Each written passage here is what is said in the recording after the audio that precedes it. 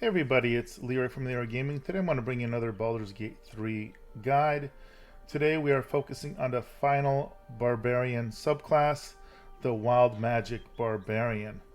Now the very first thing to note about the Barbarian class when you start out with it, if this is your level 1 character, they are going to have a primary ability of Strength. Their saving throw innately is in Strength and Constitution.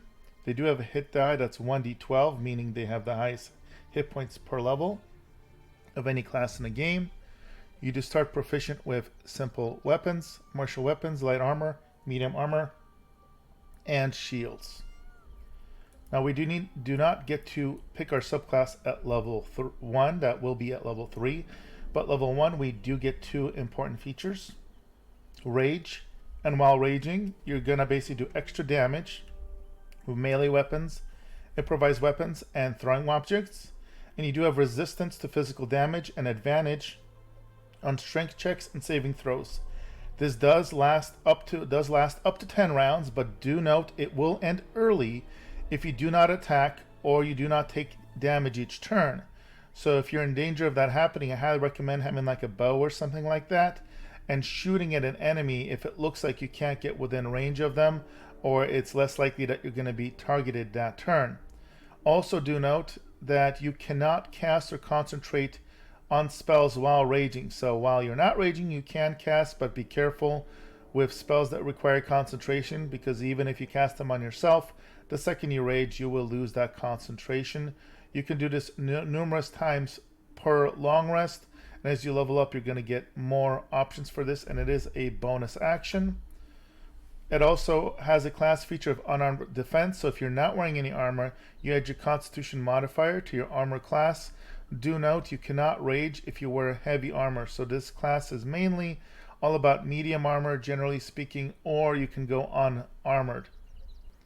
Now when it goes to ability points, my general recommendation is 16 Strength, 14 Dexterity, 16 Constitution, 8 Int, 12 Wisdom, and 8 Charisma. And this is if you're going to use medium armor. The alternative that I always recommend, you can drop Wisdom to 10 and bump up Dexterity to 15. And then at level 4, you can bump this up to 16 and also get proficiency in Dexterity saves if you're going to go unarmored, because then you want to kind of be as dodgy as possible. But with this guide, I will go as if you chose 14 and 12 here. I will mention level 4 when we look at feat recommendations. I'll mention the specific feat you may want to pick up if you're going to go unarmored. Now at level 2, you're going to get two class features, basically danger sense. So you have advantage on dexterity saving throws against traps, spells, and surfaces. And this is good as long as you're not blinded or incapacitated. And a very powerful action, the reckless attack. So until your next turn, you get advantage on all your attack rolls. But be careful because enemies also have advantage against you. This combo is really good with Great Weapon Fighter if you pick that at level 4, 8, or 12. So again, this is high risk, high reward. At level 3, you're finally going to pick your subclass. You're going to get an additional use of your rage. And then there's going to be two other important features. I will go ahead and start with Magic Awareness. So anyone within range adds their proficiency bonus to saving throws against spells. So do note you have to be within 3 meters when you utilize, and it is a bonus action to make this effective. So it's very, very situational, but it can be effective if you're fighting against a lot of casters potentially. The problem is being close together also makes you susceptible to AoE attacks. So in practice, I didn't use this that much. The main reason you're here, though, is for the Rage Wild Magic. And so when you enter a Rage, you basically release all the magic rolling inside of you, causing a random magical effect. You also gain resistance to physical damage as normal with advantage of strength checks and saving throws. Now, entering the Rage is going to give you basically a random effect that will last you till the end of the Rage. I've tested this quite a bit. I'm not sure if I have all of them, but here are some of the ones I found. There's one that's called Weapon Infusion. So until the end of rage, if you deal damage, you do an additional 1d6 force damage and gain light and throw properties to the effects. And then also, if you throw an item, it immediately reappears in your hand. So it kind of binds weapons to you, but again, remember, you can't count on this. It is random. There's also Magic Retribution. So basically, until the end of rage, enemies that hit you take 1d6 force damage in retaliation. There's also one called Intangible Spirit. So basically, until the end of your rage, you can summon a spectral creature of sorts within 30 feet of yourself, and it and it explodes at the end of your turn. It deals 1d6 force damage to each creature within 7 feet that fails a dex save throw. There's another one that's called Protective Light. Until the end of rage, you and allies within 10 feet of you have a +1 bonus to AC. That's a fun one to get, but again, it's hard to predict whether you'll get it or not. Another one is Bolt of Light. Until the end of rage, you can shoot a bolt of light from your chest each turn. So kind of like a Care Bear stare of sorts. So this is a bonus action. It's got a range of 30 feet. It deals 1d6 radiant damage, and it blinds a target for 1 turn on a failed con save. I haven't tested this at higher levels extensively, so I don't know how well it scales, but I'm assuming it should scale because that base damage is real low. Then you have Vine Growth. Until the end of your rage, the ground within 16 feet of you becomes difficult terrain for everyone other than you having movement speed. Be careful because this is everybody but you, so potentially could harm your allies or make it more difficult for them. Another really good one, if you get it, is Teleport. Until the end of rage, you can teleport each turn. It's a bonus action up to 60 feet. So this is a great one for mobility. And then the last one that I've heard of and seen is Dark Tendril. So shadowy tendrils basically lash out around you, sucking the life from nearby enemies and granting you 1d12 temporary hit points. So those are the ones that I've a combination of seen or heard of. There may be other ones. Again, do note, one of these will activate, and it will activate only when you're enabling rage. So random, they are all good in nature. I think that's a change. I'm not sure if in normal D&D they could have been bad as well. So if anybody wants to confirm that's played a Wild Magic Barbarian and D&D tabletop, I believe those could be negative. But as far as I know, I've never seen any of these be negative. So those are the options that could pop up as far as I know. At level 4, you're going to get your first feat. Now again, you can never go long with ability improvements. And then when it comes to barbarians, there's a couple ones that are great options. Great Weapon Master is amazing. When you land a critical hit or kill an enemy with a melee weapon attack, you can make another melee attack as a bonus action. Also, there's a toggleable passive where you can get a +10 damage at the cost of -5 to your attack penalty. Combined with your reckless attack, you can very consistently make this pay off for you. So that is a great option. If you chose to go the unarmored route that I mentioned at the level 1 section, and you have 15 dexterity to start with, it may be worth getting resilient. So if you get resilient, you can bump up your dexterity to 16, and now you're also going to get proficiency with dexterity saving throws, making you more dodgy and more survivable. So that's a real nice setup.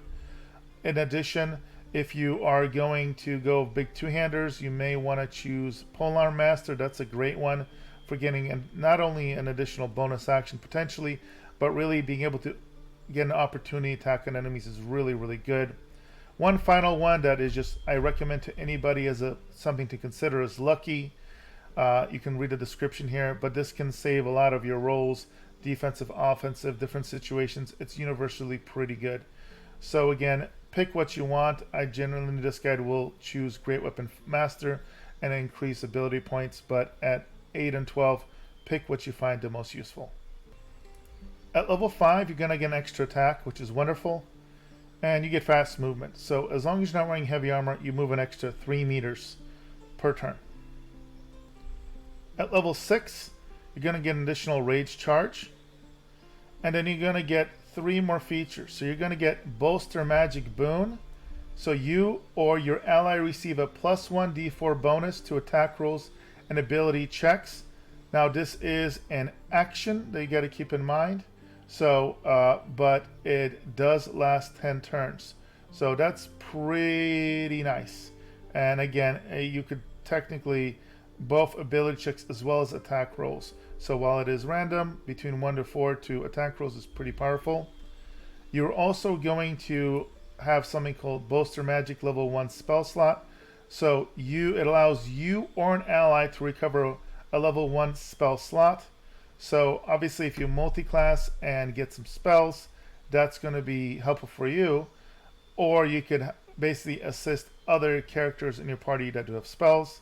And you also have Bolster Magic level 2 spell slot. You're an ally to recover a level 2 spell slot. Same exact thing. Again, realistically, this is the most effective at this level to help another individual who has powerful spellcasting to get him more spells. At level 7, you're going to get Feral Instinct. You gain a +3 bonus to initiative and can't be surprised. Level 8, you're going to get another feat. So again, choose whichever feat you find most helpful for you at this point. You can check out my level 4 recommendations, of course. At level 9, you do get Brutal Critical. So when you land a critical hit, you roll an extra die, as well as the normal additional critical dice. And you get Bolster Magic level 3 spell slot. So again, as an action, you or an ally recover a level 3 spell slot. At level 10, you're going to get Unstable Backlash. So while enraged, when you take damage or fail a saving throw, you trigger another wild magic effect that replaces the current one.